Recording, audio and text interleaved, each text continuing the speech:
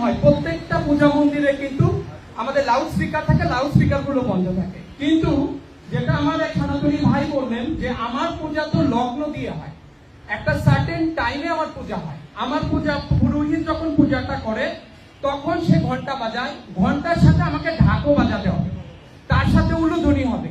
এইটা তো আজান যেমন দেয়, কারোর ধর্মীয় বিধান সে পালন করে, আমিও আমার ধর্মীয় বিধান পালন করি। এই দুইটার সাথে সংঘর্ষ হওয়ার কোনো সম্ভাবনা নাই যতক্ষণ পর্যন্ত আমরা বিষয়টাকে ক্লিয়ার করে দিব যে উনি ওনার ধর্মীয় বিধিবিধান পালন করছেন, ওনারা ওনার ধর্মীয় বিধিবিধান পালন করছেন। কিন্তু যখনই এইভাবে করে আপনার একটার উপরে আরেকটা চাপিয়ে দেওয়া হয় তখনই সমস্যা। তবে হ্যাঁ, লাউড স্পিকার বাজানো, গান বাজানো এগুলো তো আমরা সবসময় বন্ধই রাখি, আজান দিলে বন্ধ হয়ে যায়। আরেকটা যেটা আপনাদের বলা হচ্ছে যে আপনাদের তরফ থেকে যে আমাদের যে বিজয় আপনাদের দশমীটা বলা হয় দুর্গা তার পিতার বাড়িতে আসে, মেয়ে হিসাবে মা দুর্গাকে ট্রিট করা হয়।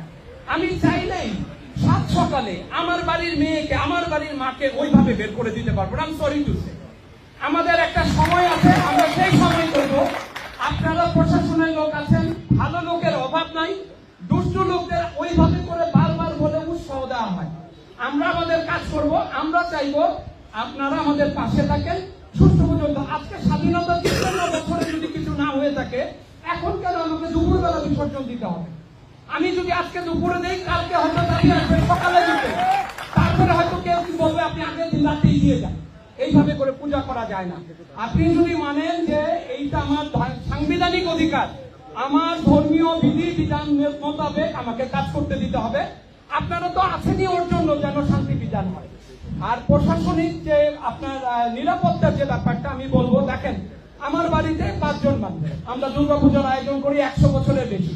আমি ছোটবেলায় যখন দেখেছি আমাদের রাস্তার উপরে মন্দির থাকতো, একটা ভাঙা বেড়া দেওয়া থাকতো, কেউ কোনোদিন ওইখানে একটা ছোট ইট তো মেরে দেখেন।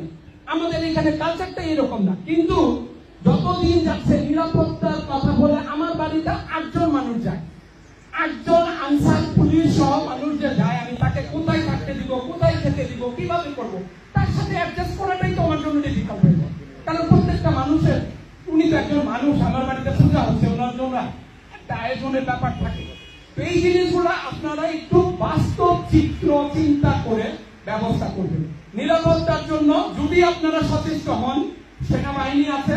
আমার মনে হয় একটা দুর্ঘটনার যদি আপনারা প্রকৃত বিচার করেন, তাহলে বাংলাদেশে এই দুষ্কৃতিকারীরা আর কোনোদিন কোনো মন্দিরে হাত দিতে পারবে না। কিন্তু আজ পর্যন্ত তো একটা বিচার আমরা আগের সরকার, তার আগের সরকার, কোন সরকারই দেখলাম না। এই জিনিসগুলো একটু সচেতন থাকবেন, তাহলে পরে আমাদের যে 1000 বছরের ঐতিহ্য, এই ঐতিহ্য ঠিক থাকবে।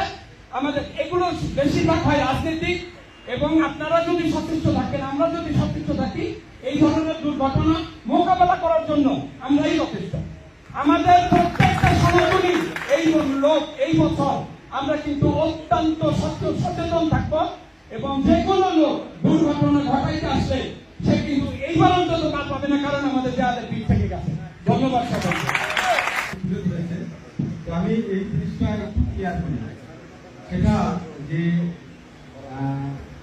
প্রতি বছরই তো একটা আছে যে মাইক্রোওয়েভের আগে শেষ করা যায়, এটা এইরকম একটা ধর্ম মন্ত্রণালয় থেকে একটা চিঠি আসে।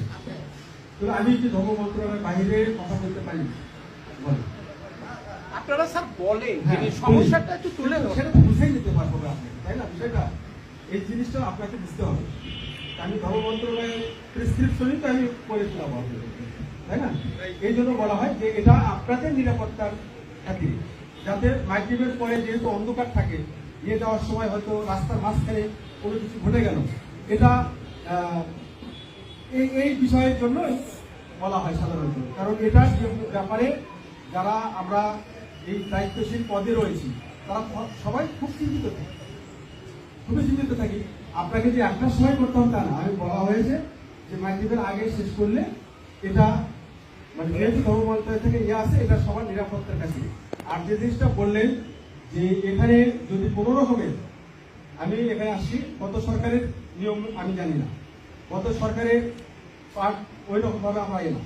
কিন্তু এখন আমি যে দায়িত্বশীল আছি, আমার এসপি স্যার আছেন, ডিআইজি স্যার আছেন, ওসি সাহেব আছেন, আমাদের ফোর্স আছে, কোনো রকমের যদি কেউ কোনো রকমের, এটা আমি গ্যারান্টিতে বলে যাচ্ছি, এরকম করার চেষ্টা করে, তখন আপনারা আমার চোখের সামনে বিচার দেখে নেবেন। এটুকু কিন্তু আমি বলছি। আমার চোখের সামনে সেই বিচার দেখে যাবে। কারণ কোন রকমের আমরা সব সময় সব ধর্মের লোকদেরকে শ্রদ্ধা দিয়ে থাকি, বিশেষ করে আপনাদের বেলায় এটা আরো আমরা বেশি সিনসিয়ার থাকি, যার কারণে আমাদের 5ই আগস্টের পরে দেখেন বিষয়টা। তো এটা আমি বলেছি যে 2 মিনিট বা 3 মিনিট যে আদানটা হয় এই সময় পূজা করবে, পূজা করতে আমি নিষেধ করি। ওইটা ক্লিয়ার। হ্যাঁ, পূজা করতে নিষেধ করি। আমি শুধু বলেছি যে ভাত ঢোলটা হ্যাঁ, পূজাটা হয় মাইকটা বন্ধ থাকে। এই যে মাইকটা বন্ধ হ্যাঁ, হাত ধরতো হ্যাঁ, মাইকটা বন্ধ করে। কিন্তু অযথা